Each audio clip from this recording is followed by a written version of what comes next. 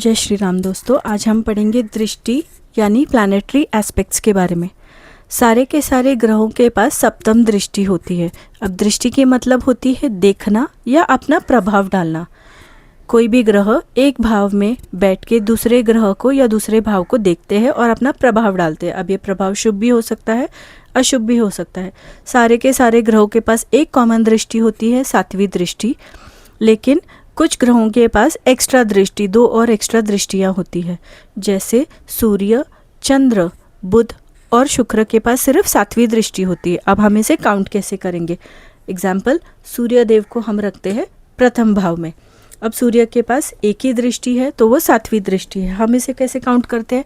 जहाँ पे ग्रह बैठा है हम वहीं से काउंटिंग स्टार्ट करते हैं।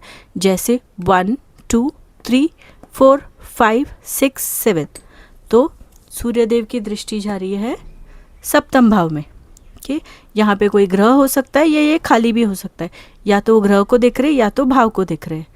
अब इसी तरह से हम बुध को भी देख सकते हैं। बुध, मर्क्यूरी के भी एक ही दृष्टि होती है और वो होती है सप्तम दृष्टि। अब हम कैसे काउंट करेंगे? 1 2 3 4 5 6 7, तो बुधदेव बैठे हैं थर्ड हाउस में और देख रहे हैं नाइन्थ हाउस को, तो इस तरह से हम काउंट करेंगे। तो अब हमें चंद्र का भी ऐसे ही देखना है, सप्तम दृष्टि, और हमें वीनस का। अब मैं और एक एग्जांपल लेती हूँ, शुक्र का हम देखते हैं। शुक्र यहाँ पे है फोर्थ हाउस में। अब शुक्र देख रहा है सातवीं दृष्टि से 10th हाउस में। ये हमें कैसे पता चला? 1 2 3 4 5 6 7। ओके, तो ये हमें पता चल गया जो प्लैनेट्स की सिर्फ सप्तम दृष्टि है। अब गुरु के राहु, केतु, शनि और मार्स, मंगल के पास दो एक्स्ट्रा दृष्टि है। अब हम जुपिटर से, गुरु से स्टार्ट करते हैं। गुरु के पास सप्तम दृष्टि तो होती है लेकिन पंचम और नवीं दृष्टि भी होती है। अब हम जुपिटर को यहाँ पे रखते हैं। अब हम कैसे कैलकुलेट करेंगे कि गुरु है चौथे भाव में। अब उसकी सबसे पहली पांचवी दृष्टि होती है। 1 2 3 4 5 6 7 8 9। तो मैंने आपको बोला था गुरु के पास 3 दृष्टियां हैं। गुरु चौथे भाव में बैठ के अष्टम भाव को देख रहा है, 10वें भाव को देख रहा है और वो 12th हाउस को देख रहा है। तो ये उसके 3 दृष्टि है। इसी तरह से राहु और केतु के पास भी यही 3 दृष्टि है, पंचम, 5th 7th और 9th। तो Jupiter, Rahu, Ketu 5th 7th और 9th दृष्टि होती है।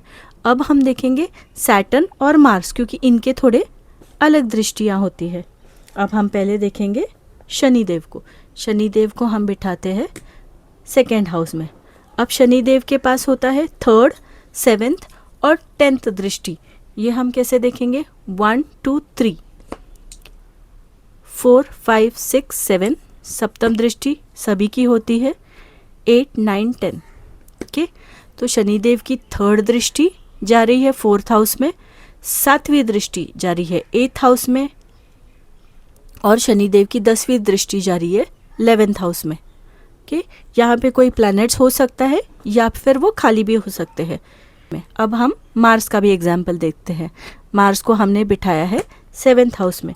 जैसे शनिदेव की 3rd 7th और 10th दृष्टि है, वैसे ही मार्स के पास 4th 7th और 8th दृष्टि होती है। अब हम ये कैसे काउंट करेंगे? We have to start from where it is sitting. So 1 2 3 4 5 6 7 and 8th। Okay, तो मंगल देव बैठे हैं 7वें घर में और कहाँ दृष्टि दे रहे हैं, कहाँ देख रहे हैं? 10th हाउस में, लग्न भाव में, एसेंडेंट 1st हाउस में और 2nd हाउस में। तो इस तरह से हमें पता चलता है दृष्टियों के बारे में। तो अब मैंने आपको काफ़ी एग्जाम्पल्स दिए हैं, तो आपको पता चल गया होगा कि दृष्टि कैसी होती है।